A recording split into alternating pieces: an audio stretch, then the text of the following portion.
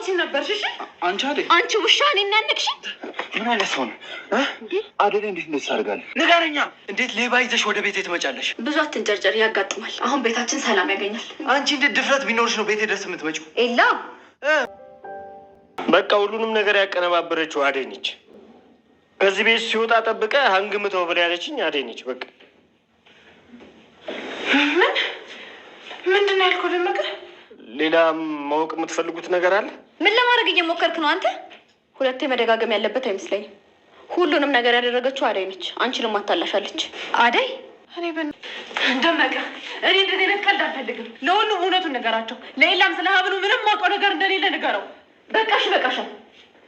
አደይ ወይንም ደግሞ ሰራተኛዋ ተከታታይ ድራማ በክፍል 32 እንሆ ዛሬ ይመጣሉ ማለት ነው። ምክንያቱም በቃ ዛሬ ግን ማለት ነው የፍቅር ቅሌት እውነቱ መውጣት መቻል አለበት ማለት ነው።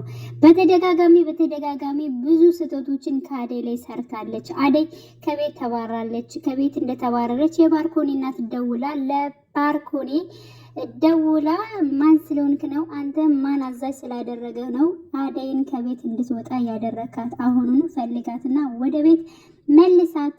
ካንተም ከፍቅርም አደይን አለያትም፣ እኩል አርጌ ነው የማያችሁ በማለት ሌላ ምንም አይነት ነገር ማውራት አልፈልግም፣ ያልኩህን ነገር አድርግ በማለት እንግዲህ እናት ጥር ምጥን ያለ ትዕዛዝ አሳልፋለች። ግን ይህን ነገር ስታሳልፍ በጣም የተሰማኝ ነገር አለ። ምክንያቱም አደይ ምናልባት የፍቅር እናት የሷም እናት ትሆናለች፣ ወይንም ደግሞ የባርኮኒ እናት የአደይ እናት ነች ብዬ ገመትኩ ማለት ነው። ስለዚህ ባርኮኒ የሚወዳት የሚያፈቅራት እንግዲህ እህቱ ነች ማለት ነው፣ እጅግ በሚገርም ሁኔታ ማለት ነው። እና በዛሬው ዕለት ግን ያው ለምለምና አደይ ተመልሰው ወደ እነ ፍቅር ቤት ገብተዋል ማለት ነው። ምክንያቱም የብር ደሞዟን ለማንጣት ማለት ነው። የ2 ወር ደሞዝ ስላለ እንግዲህ ባርኮኒ ደሞዟን ስጫት ብሎ ነበረ። ግን ደግሞ ፍቅር ተንኮለኛዋ ደሞዟን ልሰጣት አልቻለችም ማለት ነው። ስለዚህ ያን ነገር የግድ መቀበል አለብን በማለት እንግዲህ ለምለም አደፋፍራ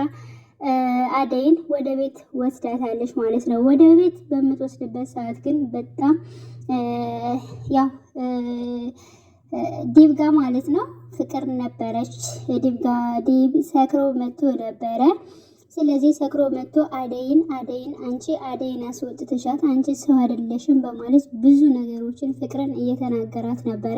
ከዛ በፊት ግን ዴቭ እንዲሁም ባርኮኒን ተናግሮታል ማለት ነው። ምክንያቱም አንተ ፍቅር ላይ ይህ ነገር አደይ ላይ የሆነውን ችግር ፍቅር ላይ ቢሆን አውጥተህ ትሰዳት ነበር ወይ በማለት ጠይቆት ነበረ። አይ እንደዛ እንኳን አላደርገው።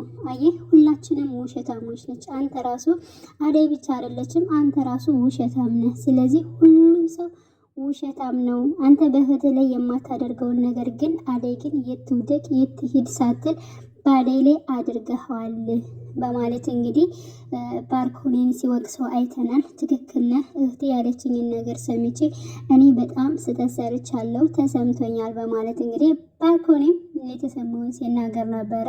እንግዲህ በስተመጨረሻም አደይ ወደ ቤት በመጣችበት ሰዓት ዴቭና ፍቅር አንድ ላይ ተኝተው ነበረ። ዞር በልኝ እያላት እሱ ግን ሰክሮ ስለነበረ ማረፍን ይፈልግ ነበር።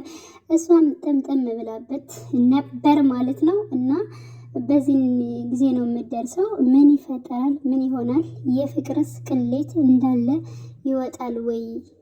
እንዲሁስ ይሄን ብር ምናልባት ደግሞ ማለት ነው የበቀለን ብር አላስገባ ብላ በቀለ ደግሞ እውነቱን ደግሞ እንደገና ሊናገር ይችላል የሚል ሀሳብ አለኝ። በዚህም ሆነ በዚያም ሆነ ግን ሁላችንም የምንፈልገው የአደይ ሀቅ እንዲወጣ ነው ማለት ነው።